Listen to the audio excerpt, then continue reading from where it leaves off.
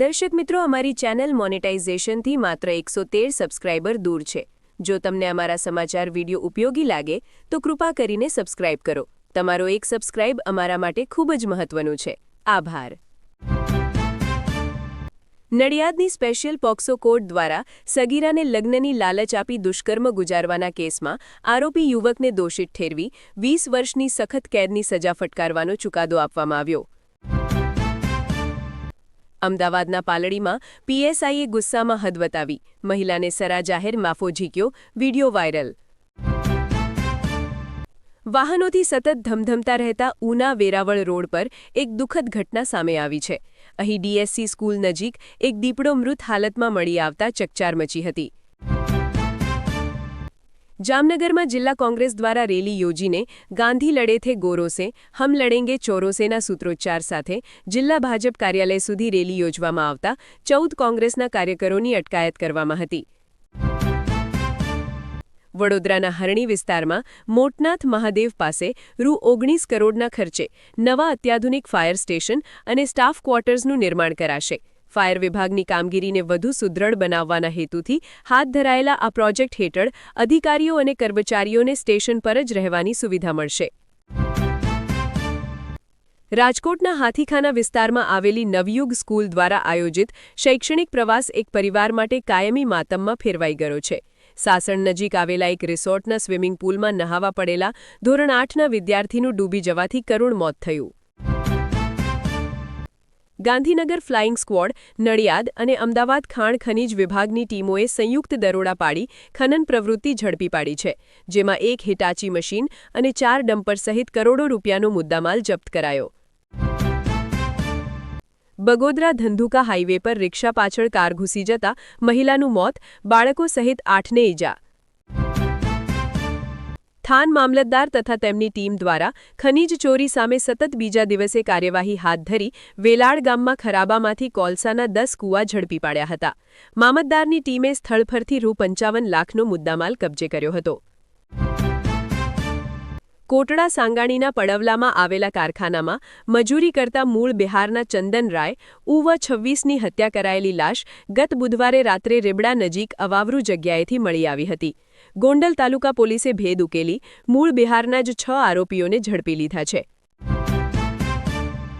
વાઘોડિયાની એક કંપનીમાં નોકરી કરતા યુવકના લગ્ન નહીં થતા ટેન્શનમાં રહેતી માતાએ બિલ્ડિંગની અગાશી પરથી નીચે પડતું મૂકીને જીવન ટૂંકાવી દીધું હતું. મધ્ય ગુજરાત વીજ કંપની દ્વારા સતત કરવામાં આવતા ચેકિંગ પછી પણ સંવેદનશીલ વિસ્તારોમાં વીજ ચોરી અટકવાનું નામ નથી લઈ રહી. આજે વીજ કંપનીના ચેકિંગમાં વધુ 67 લાખ રૂપિયાની વીજ ચોરી અને ગેરરીતિ ઝડપાઈ હતી. જાફરાબાદ બંદરથી દર વર્ષે આશરે 450 કરોડ રૂપિયાનો માછલીનો વેપાર થાય છે. ખાસ કરીને અહીંની પ્રખ્યાત બુવલા માછલી એટલે કે બોમ્બે ડક એ જાફરાબાદના નામને આંતરરાષ્ટ્રીય દરિયાઈ નકશામાં ચમકતું કર્યું છે. ગુજરાતની એસઆઈઆર 2026ની ડ્રાફ્ટ મતદાર યાદી જાહેર થઈ, 73 લાખથી વધુ મતદારોના નામની બાદબાકી. કોંગ્રેસના સાંસદ શશી થરૂરે પણ પાડોશી દેશમાં મીડિયા પર થઈ રહેલા હુમલાઓ પર નિરાશા વ્યક્ત કરી હતી. તેમણે કહ્યું હતું કે મીડિયા સ્વતંત્રતા પર હુમલો નથી, પરંતુ દેશના બહુલતાવાદ પર સીધો હુમલો છે. લોકોનો અવાજ મતદાન પેટી દ્વારા સાંભળવો જોઈએ, હિંસા અને તોડફોડ દ્વારા નહીં. ધુમ્મસ બન્યો મુસીબત, 129 ફ્લાઇટ કેન્સલ, તેજસ અને હમસફર સહિત 32થી વધુ ટ્રેન મોડી પડી. સુપ્રીમ કોર્ટે એક મહત્વપૂર્ણ ચુકાદામાં સ્પષ્ટ કર્યું છે કે જો પતિ એની પત્નીને ઘરના ખર્ચનો હિસાબ રાખવા માટે કહે તો તેને ક્રૂરતા માની શકાય નહીં. આ આધારે પતિ વિરુદ્ધ ફોજદારી કાર્યવાહી થઈ શકે નહીં. આસામના લુમડિંગ ડિવિઝનમાં શનિવારે એટલે કે 20 ડિસેમ્બરે સવારે એક દુઃખદ દુર્ઘટના સર્જાઈ હતી, જેમાં સૈરંગ નવી દિલ્હી રાજધાની એક્સપ્રેસ જંગલી હાથીઓના ટોળા સાથે અથડાઈ હતી. ટક્કર એટલી જોરદાર હતી કે ટ્રેનનું એન્જિન અને 5 ડબ્બા પાટા પરથી ઉતરી ગયા. એવું કહેવાય છે કે ટોળામાં લગભગ 8 હાથીઓ હતા, જેમાંથી ઘણાના મોત થયા હતા.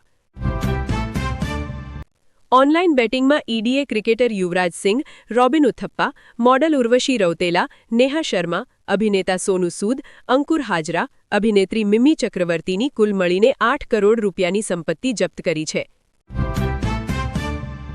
બાંગ્લાદેશમાં હિંસાની સ્થિતિ વચ્ચે ભારતીય સેના એલર્ટ. પૂર્વી કમાન્ડના વડાએ બોર્ડર પર તૈયારીઓની સમીક્ષા.